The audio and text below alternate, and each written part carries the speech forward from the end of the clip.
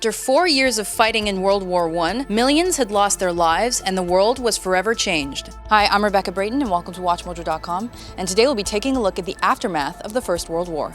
Undeniably, the greatest consequence of the First World War was the massive loss of life. France had lost nearly 1.4 million soldiers and an additional 300,000 civilians in the war. More than 1.8 million Russian soldiers were killed, as well as 1.5 million civilians. In total, World War I was responsible for the deaths of over 16 million people. However, numbers relating to the death toll are still debated. Considered separate but still related to World War I was the effect the flu pandemic of 1918 had on the world. First seen in North America, it is suspected the flu was brought to Europe by the American forces. This flu was ultimately responsible for the deaths of nearly 50 million people worldwide. Many countries on both sides felt the severe economic consequences of waging a world war. The United Kingdom went from one of the world's largest overseas investors to one of its biggest debtors. Less concrete changes for Britain were also apparent. There was a surge in national pride among some of the Commonwealth nations. Countries like Canada, Australia, and New Zealand held important roles in numerous battles throughout the war. Subsequently, they received more diplomatic autonomy in the decade that followed.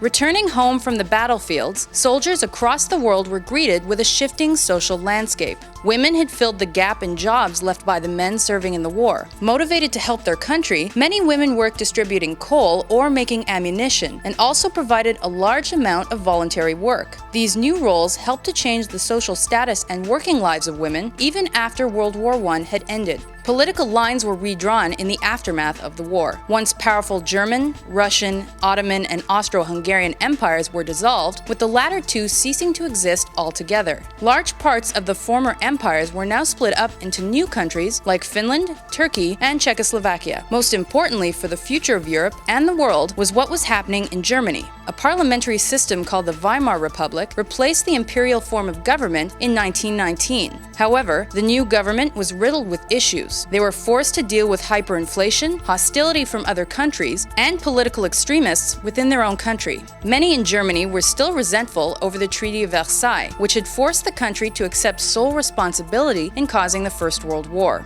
Adolf Hitler and his Nazi Party used these strong emotions to their advantage, and Hitler climbed to the position of Chancellor of Germany in 1933. Very quickly, Hitler established a totalitarian regime called the Third Reich and put an end to the Weimar Republic after only 14 years. Only 20 years after the end of World War I, Nazi Germany invaded Poland and the century's Second World War was underway.